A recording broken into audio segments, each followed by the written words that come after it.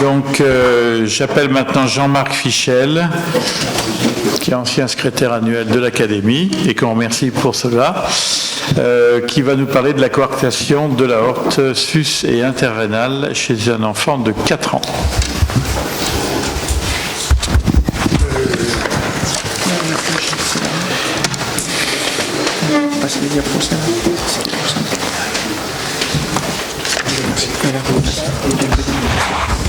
Monsieur le Président, Monsieur le Secrétaire Général, mes chers collègues, j'ai vraiment un grand plaisir à venir vous présenter cette observation qui est l'observation d'une patiente de 4 ans que j'ai opérée il y a 21 ans dans le service du professeur Claude Planchet à Marie-Laure. Donc cette satisfaction est triple. C'est d'une part le souvenir de 30 ans d'amitié avec cette équipe. D'autre part, l'intérêt de la technique opératoire utilisée et l'intérêt du recul, parce qu'après une analyse très exhaustive de la littérature, je me suis rendu compte que très peu d'observations étaient très bien suivies et de façon prolongée. Donc si on veut proposer des traitements à ces enfants, comme dans le reste de la chirurgie cardiopédiatrique, ou dans le reste de la chirurgie pédiatrique, il faut avoir des reculs de longue durée. Comment je fais pour avancer ?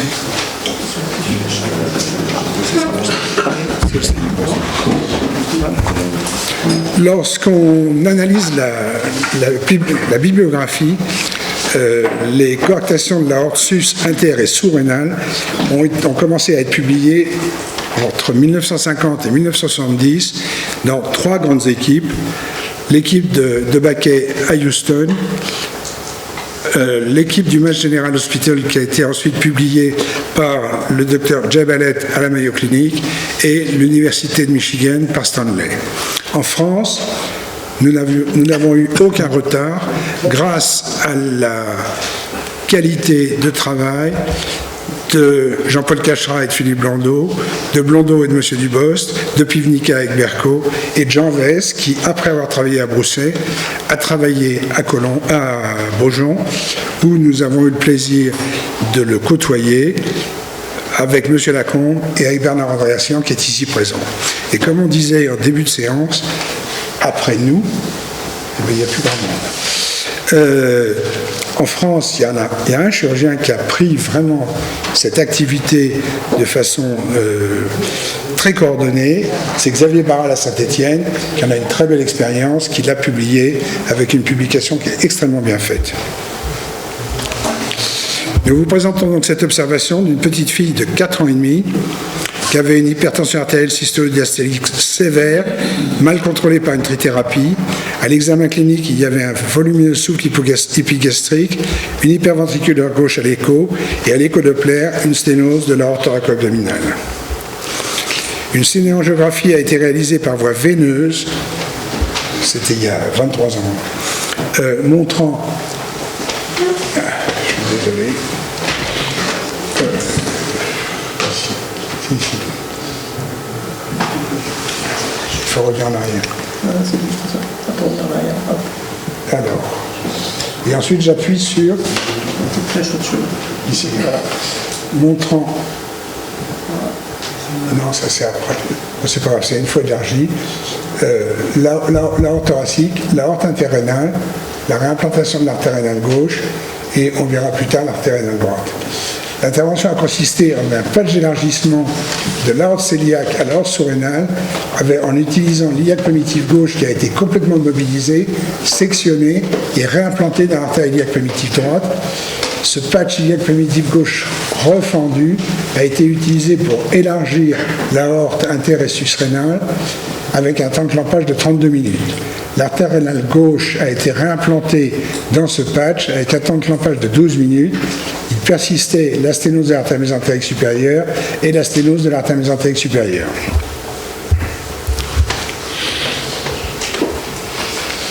Devant la persistance de l'hypertension artérielle après 6 mois, un échodoppler a confirmé qu'il y avait une sténose serrée de l'artère rénale droite et le 26 février 1999 était réalisée une autotransplantation rénale droite avec une anastomose proximale sur l'aorte et une anastomose veineuse sur la veine cave inférieure. Ici, on a la réimplantation de la rénale gauche. Avec le temps, en 2001, se développait une sténose de la jonction patch-aorte qui a été traitée par une angioplastie simple ballonnée en avril 2001 avec un ballon de 7 mm sur 40 mm, ce qui est quand même beaucoup pour une enfant de 5 ans. Et avec un résultat malheureusement incomplet. Merde. Comment je reviens en arrière, s'il vous plaît? Flèche à gauche.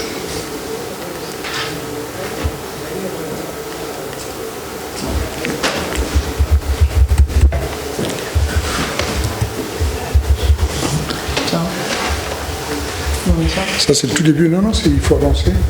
Top, top. Voilà, bon, on avance. Une de plus.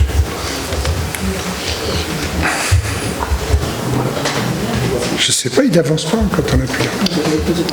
Il faut le faire en direction de l'ordinateur, le jet, non? Là, comme ça. Remonte. Non, c'est avant. Oui, c'est avant. Encore. Voilà. Donc, entre 1999 et 2001, on obtenait un contrôle tensionnel satisfaisant et à partir d'avril 2001, un échappement tensionnel. L'enjeu IRM confirmait une resténose de la zone d'angioplastie et on réalisait de la zone patchée et on réalisait une angioplastie en avril 2001 avec un résultat assez satisfaisant. Je ne sais pas pourquoi, je n'arrive pas à le déclencher. On s'était appuyé dessus, c'est pour ça. Ah, d'accord, il faut revenir. On revient. Encore, voilà. Devant la survenue d'une resténose itérative de la jonction thoraco-abdominale, était réalisée en avril 2009, soit 8 ans après, une angioplastie fémorale avec un ballon et un stent, qui est ici visible.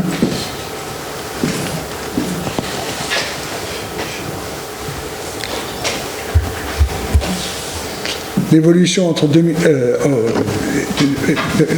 aboutissait à un contrôle tensionnel stable. L'angioscanner montrait une fracture du stent aortique avec une bonne perméabilité de l'artère rénale gauche et une bonne perméabilité de l'artère rénale droite. La patiente ayant atteint l'âge de 16 ans et une croissance complète ont décidé une revascularisation définitive par une aorte ventrale. L'aorte ventrale, c'est un pontage prothétique entre l'aorte ascendante et l'aorte surrénale. Vous avez ici le contrôle scanographique de cette aorte ventrale avec le tube aortique qui part de l'aorte ascendante, qui a contourné le massif des oreillettes, qui se retrouve dans votre péritoine, qui s'implante dans l'aorte terminale avec une revascularisation rétrograde de l'aorte surrénale et la revascularisation de l'artère rénale gauche, de l'artère rénale droite.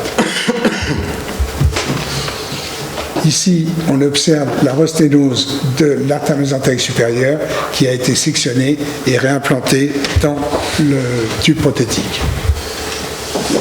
Entre 2018 et fin 2019, la patiente a présenté en novembre 2018 une pyélonéphrite aiguë grave, traitée par traitement antibiotique, mais qui a abouti à une destruction du rein droit.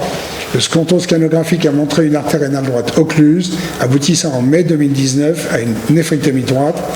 Actuellement, la fonction rénale est conservée, l'hypertension artérielle est contrôlée, il y a une bonne perméabilité de la revascularisation rénale gauche. L'hypertension artérielle est contrôlée par une monothérapie. On a maintenant donc un recul de 21 ans sur cette observation. Elle est très bien suivie par les cardiopédiatres du CHU de Lille.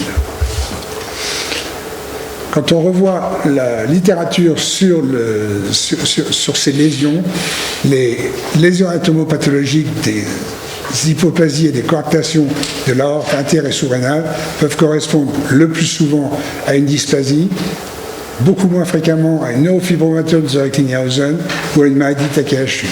La symptomatologie est dominée par les hypertensions rénovasculaires, systolo-diastoliques, résistantes au traitement médical.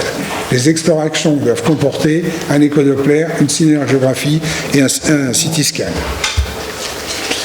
Nous avons effectué une revue complète de la littérature en se centrant sur les revues des grandes séries de la littérature européenne et nord-américaine et en se focalisant sur les observations qui sont isolées et qui permettent d'avoir une réelle... Lorsqu'il y a une série conséquente de 20 observations sur 30 ans, il est très difficile de savoir ce qui a été fait patient par patient. Il y a quand même dans la littérature un certain nombre d'observations qui sont extrêmement précises, et c'est ce que j'ai retenu sous la forme de ces tableaux. Le tableau 2 pour les observations entre 4 et 8 ans, et les tableaux 3 et 3 bis pour les observations entre 8 et 14 ans. Ici, c'est les revues des grandes séries de la littérature qui sont la référence de O'Neill en 1995 qui comporte 15 malades, la série de Stanley de l'Université de Michigan qui comporte 57 malades, la série de Papagnopoulos 20 malades, Michel Lacombe. En France, à partir du moment où Jean Vest s'est arrêté, celui qui a repris de façon extrêmement significative cette activité, c'est Michel Lacombe et Bernard Andréassian ici présents. Les autres sont des séries plus courtes, néanmoins 15 malades pour Tomorrow, 25 malades pour Sanderman, et 14 malades pour Hetzer, et 19 malades pour Sandman. Ici, vous avez le type d'intervention qui a été réalisé et vous voyez qu'il y a des revascularisations prothétiques qui ont été réalisées lorsque les enfants ont atteint un âge, enfin les enfants et les adolescents ont atteint un âge supérieur à 10, 14, voire 20 ans. Ce qui fait que notre observation est très originale, c'est qu'elle a concerné essentiellement un enfant de 4 ans et demi. Et quand on fait en détail la littérature, ce que j'ai fait, sur les observations d'enfants entre 3 et 8 ans, j'ai retrouvé 14 observations bien détaillées qui permettent de bien savoir ce qu'il y avait, ce qui a été fait, les résultats obtenus. Et vous voyez que les pontages prothétiques ont été en règle effectués un deuxième temps après des revascularisations autogènes rénales.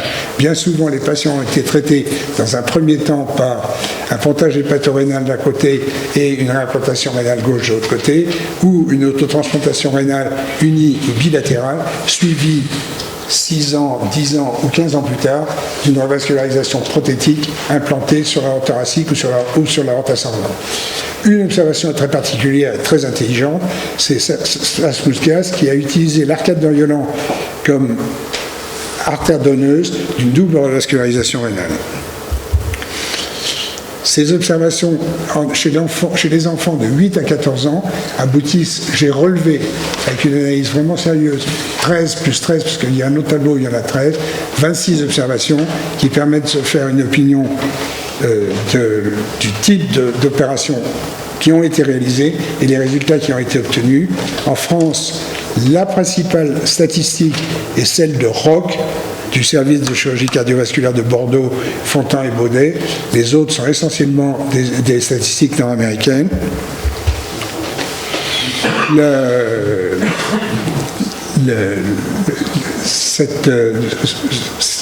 Dans le cadre de cette série, il y a 2 travaux français importants, qui est le travail de Durand du service de cardiopédiatrie des enfants malades, où les malades ont été opérés par Jean Vest et Michel Lacombe, et il y a la série de Barral, qui est la série française la plus importante, comportant 5 revascularisations.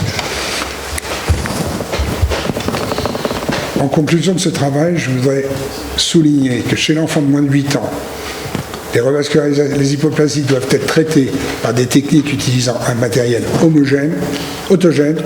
L'angioplastie aortique, telle que je l'ai réalisée dans d'autres circonstances, en utilisant un patch iliaque primitif gauche, est une technique sûre, fiable et qui évolue bien avec le temps. Lorsque la croissance est bien contrôlée, c'est-à-dire entre 16 et 18 ans, une reconstruction complète peut être réalisée par un pontage prothéto thoraco-abdominal. Les revascularisations rénales peuvent en tout cas être traitées à droite par un pontage hépatorénal ou une autotransplantation rénale, à gauche par une réimplantation ou une anastomose cléno-rénale. Je vous remercie.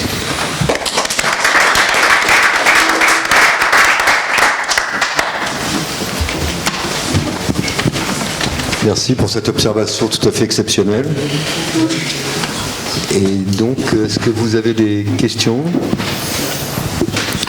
Oui, c'est vraiment passionnant parce que c'est un réel problème pour les enfants. Nous, on a eu beaucoup ces problèmes pour les sténoses des artères rénales qui sont souvent associés à des dysplasies. Et je suis intéressé de voir l'utilisation de l'arcade de Riolan, parce que l'arcade de Riolan, finalement, comme dans votre observation, elle est déjà extrêmement... Le pontage existe déjà. Et on peut se poser la question de réimplanter les artères rénales plus bas, les deux. C'est ce qui a été fait là. Sans faire de geste au niveau de la horte, mais il y a l'hypertension. Est-ce que vous pouvez Dans commenter? l'observation là, ça a marché très bien. Ouais. L'arcade de Riolan est développée lorsqu'il y a une occlusion de la mésentérique supérieure. Mais grâce à la mésentérique inférieure, on arrive à avoir une arcade de Riolan dont le diamètre atteint 8 à 10 mm et sur lequel on peut mettre une artère rénale sur la partie gauche et une autre artère rénale sur la partie droite. Oui, parce qu'en viscéral, l'arcade de Riolan, on n'a pas trop confiance. Hein, mais effectivement, faut être extrêmement les prudent, territoires parce que vasculaires sont différents, puisque... L'arcade de Riolan est une artère très dysplasique qui se spasme dès qu'on y touche. Donc dès qu'on a commencé à la disséquer, on risque de la voir se spasmer. Et à ce moment-là, on a à la fois l'ischémie des rénales réimplantées et l'ischémie colique. Donc il faut être extrêmement prudent, utiliser de la papavérine pour dilater. Disons que c'est une artère dangereuse.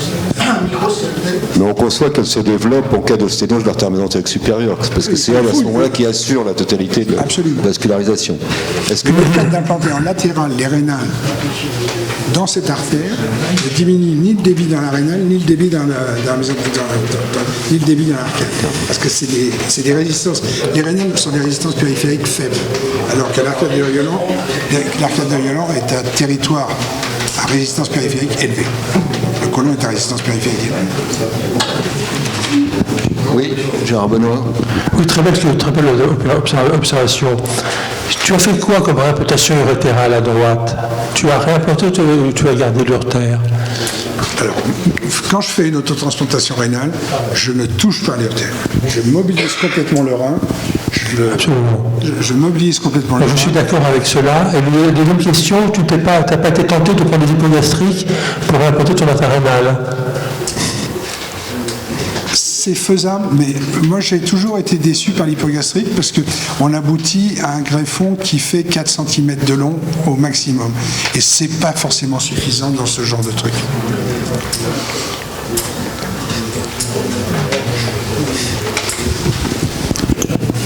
D'autres questions?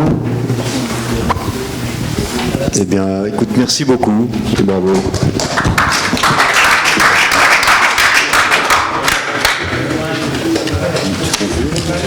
Oui. Bon, écoutez, merci beaucoup à tous les orateurs de leur présentation et je crois qu'on a eu une séance très intéressante. Merci.